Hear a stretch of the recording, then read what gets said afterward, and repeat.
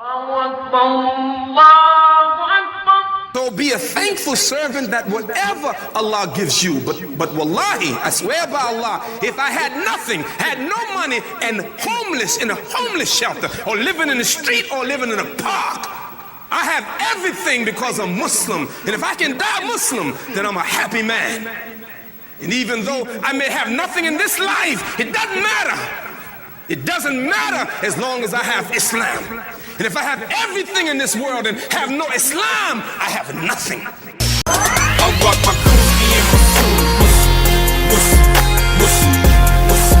my Adidas and my Thor. Yo, I'd rather die Muslim. To leave this world as a lost soul. Koozie and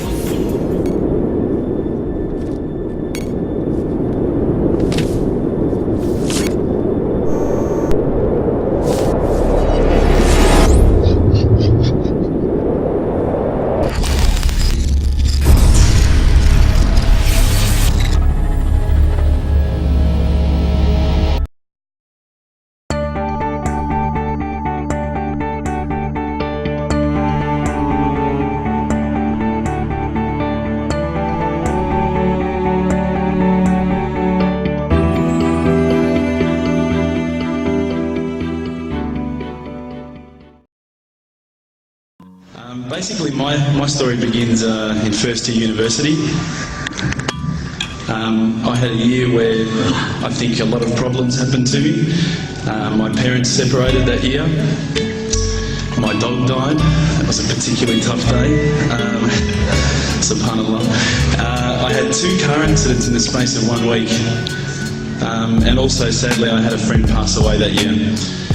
I think that year led me to sort of ask some questions along the lines of, why am I here? What's the purpose of life? Why do I get up in the morning? Why do I even bother? Why don't I just sit on the couch, watch TV, Jerry Springer, whatever? And I think I started to ask questions about, the purpose of life, and that led me to start to do a bit of a holy quest. Naturally, as an Aussie, the first thing I did was investigate Christianity. I had a few Christian friends, and I remember going to a church camp. It was one of the funniest camps I've ever been to in my life. Everybody was singing. I didn't know what the words were. I didn't know what they were saying. It sounded great. They had beautiful voices, but it just seemed really strange. And everybody was telling me how much God loved me, and I was thinking, God loves me? My dog died. SubhanAllah.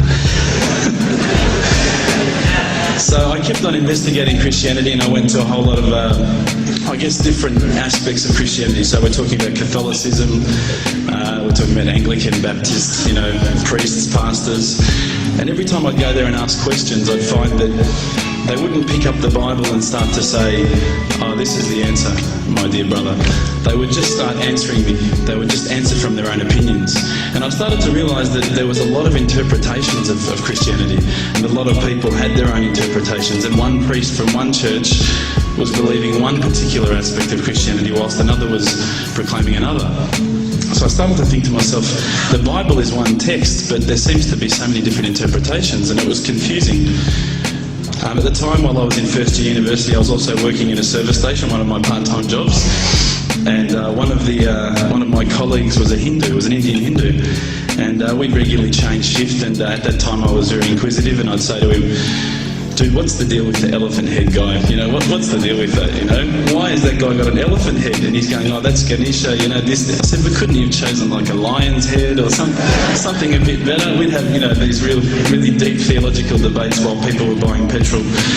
And I'd be saying, yeah, but why pay $5 of gas? Thanks, mate. Yeah, no problems.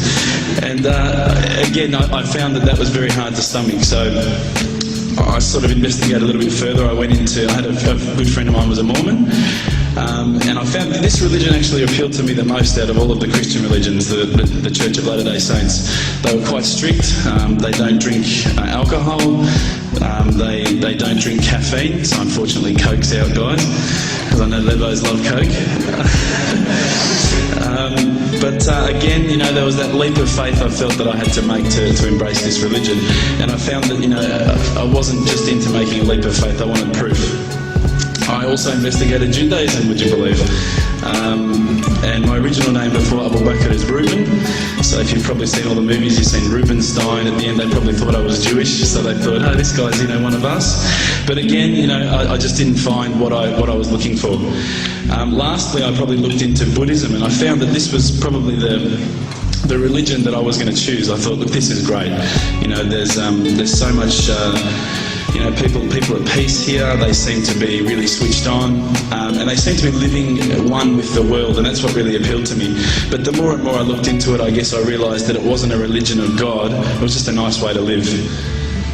One of my friends, one of my close friends, who's a Christian, would you believe, said, tell me the religions that you've investigated. So I went through them. I said, Judaism, Christianity, Catholicism, Buddhism, Hinduism, He goes, what about Islam?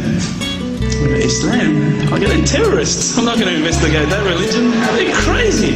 Why would I even look at that religion? But lo and behold, I found myself walking into a mosque one day. This was my eternal quest.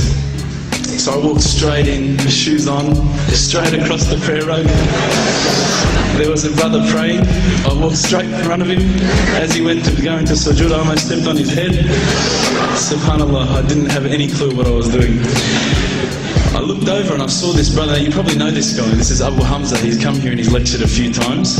SubhanAllah, I call him Abu Da'an because he's got a very large beard, mashallah. He came walking out towards me and I thought, today I'm about to die. This is the last day of my life. I'm a dead man. I'm a white boy in Lebland. What am I going to do here? I'm dead. He came walking across as though he just walked out of the Sahara Desert. Big abaya, big beard. But subhanAllah, the first words he said were, "G'day mate, how you going?" If only he had the can of VB, it would have been perfect.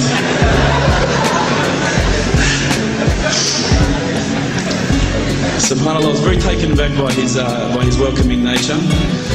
As Aussies, I guess now, I don't want to offend any Australians here, but my upbringing is from a country upbringing. My parents raised me as an atheist. They were raised as Christians. They were dragged along to church every Sunday, and they hated every minute of it. So as soon as we were born, they drummed it into our heads that when you die, you're worm food. That's it. There's no afterlife. There's no God. It's all rubbish. So I was raised as an atheist. So when I walked across and I saw Abu Hamza and he was talking to me in a very polite fashion, which I was very thankful for because I was sure I'd seen him on the 5 o'clock news hijacking a plane the day before. Now, Aussies are hospitable, don't get me wrong, but Lebos are the most hospitable people I've ever come across. And as the brother Hamza was saying, these brothers were making me cups of tea, and I honestly needed to keep going to the toilet every 5 minutes. They just kept putting tea in front of me, biscuits. I'd never seen anything like it. And I think to some degree I kept coming back for the biscuits, but also for the religion. So when I sat down with these brothers, I actually started asking questions. I asked all the questions that I've asked of the priests, of the pastors, of my friends. And subhanAllah, the thing that really struck me is that every time I asked the question, they wouldn't just answer. They would pick up a Quran and they would say, read this, bro, read this. And there was the answer, every single time. And I would ask another question, the hard questions, not the easy questions. Why do women have to wear the scarf? Why the hijab? How come I can have 4 wives and she can't have 4 husbands? I wanted to know all the tough questions, which is the first questions I guess you ask when you come across Islam. But lo and behold, they kept on answering the questions with the Quran, not from their own opinion. And I got frustrated with this. And I actually said to one of the brothers, because by this stage I think I'd been going there for about a couple of weeks, there was always a few brothers there when I went. And I said to one of the brothers, I said, what's your opinion on the matter? Why won't you give me your opinion? And one of the brothers turned to me one day and said, how can I have an opinion when this is the word of God? SubhanAllah, I remember that really hit me. So I asked them if I could take a Quran home, and I didn't say I was going to use it to chalk up the couch or anything like that. I said I was going to respect the book, so I took it home, I started reading it. What I found was, while reading it, it wasn't as though I was reading a story, it was as though I was reading someone commanding me, someone giving me guidance. And one night I decided to really try and get the spiritual mood happening, and I'm sure probably some of you have heard this story before, so I apologise. I lit a candle, I had the window open, had the curtains drawn, I was trying to get that really spiritual feeling. It was a nice summer night in Melbourne, as summer as it can get in Melbourne. And I was sitting there thinking, this is it, this is the night. I'd been, investigating all the spiritual proofs, all the scientific proofs about the fact that the mountains are the pegs, about, how the embryo develops inside, the woman, all these amazing proofs, but I still needed that little push. It's like I was on the edge of a cliff, I was ready to jump, I just needed a push. So I was sitting there, it was very quiet. I was reading Quran, and I stopped. I said, Allah, this is my moment. This is the time I'm about to jump into Islam. All I need is just a sign. Just a little sign, nothing huge, maybe a bolt of lightning. Maybe half the house could fall down or something, just small. It's small for you, man. You created the earth, come on. So I sat there. I was waiting for the candle to start gliding up to 4 meters high like in the movies. And I go, okay, go. And subhanAllah, nothing, absolutely nothing happened. I was really disappointed, to be honest. So I sat there and I said, Allah, this is your chance. I'm here. I'm not going nowhere. I'll give you another chance. Okay, maybe you're busy. I know it's the daytime over the other side of the world. There's a whole lot of stuff going on. Maybe this time it could just be like a car backfiring. Something small. All right, half the house, the candle. Let's forget that. A bird could fart outside. I don't care. Just anything. So I said, okay, go. And subhanAllah, absolutely nothing happened. And I mean, I couldn't have even said, oh, that was it. That creep just then in the wall, that was it. Absolutely nothing happened. I was really disappointed. I was gutted. I was sitting there thinking, this is it, this was my last chance, Islam, and I haven't found it. I pulled back the Quran, I turned back to where I was reading. SubhanAllah, the very next verse on the next page. For those of you who ask for signs, have we not shown you enough already? Look around you. Look at the stars. Look at the sun. Look at water. These are the signs for the people of knowledge. And SubhanAllah.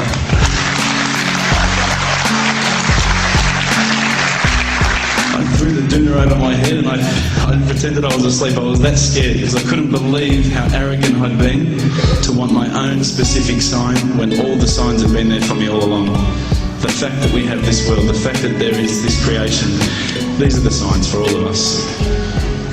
The next day I decided this is it, I'm becoming a Muslim. I've been investigating Islam now for probably about 6 months, to be honest. I went in and I said to myself, this is it, I'm going to make shahada. I had no idea what I had to say, I had no idea what the words were. It was probably close to Isha prayer, so it would have been 7, 8 o'clock at night. I went in and I couldn't believe it. There was about 1,000 people at the mosque. I thought, subhanAllah, look at this religion. Look at how strong they are. It was the first night of Ramadan.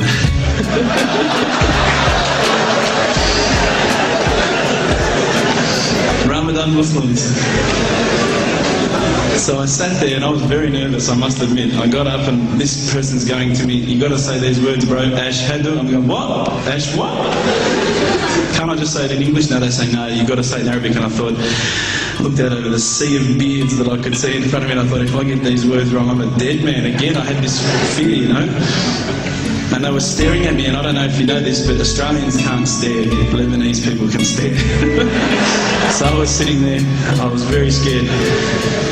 I got up, and subhanAllah, as soon as I started to say the words, all fear went out of my mind. It felt as though a shower was inside my head and someone had just turned on the cold tap. Felt like I'd been flushed clean. I said the words, and I wasn't expecting so many brothers to come up and yell, Takbir, Allahu Akbar, and start kissing me and hugging me. Now, I'd never been kissed by that many men in my life. But it was a beautiful day, I must admit. And that day was the day that I had more brothers than I could ever imagine, more sisters as well.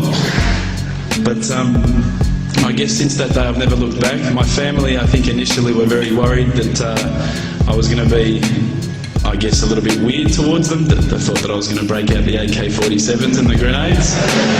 But they realised, I think, soon that this religion was actually making me a better person. Prior to Islam, you're not going to believe it, I had a mohawk. I did. I had, I'm not going to show you any photos. I had army greens, I had the Metallica t-shirt, I had the cherry docks. I was shocking, right? I thought I looked great, but I looked terrible. And alhamdulillah, ever since then I look as good as I do now. No, don't laugh, please. But my parents were the first people to actually say to me once, which really amazed me. They said, my father actually asked me for the Quran recently, which I was really happy about. I always thought he'd be one of the hardest people to work on. But he said to me, ever since you've been a Muslim, you've been a better person. You're more reliable. I can count on you to come and pick me up if my car breaks down. Whereas before I go, Dad, I was drinking last night. I don't know if it's still out of my system.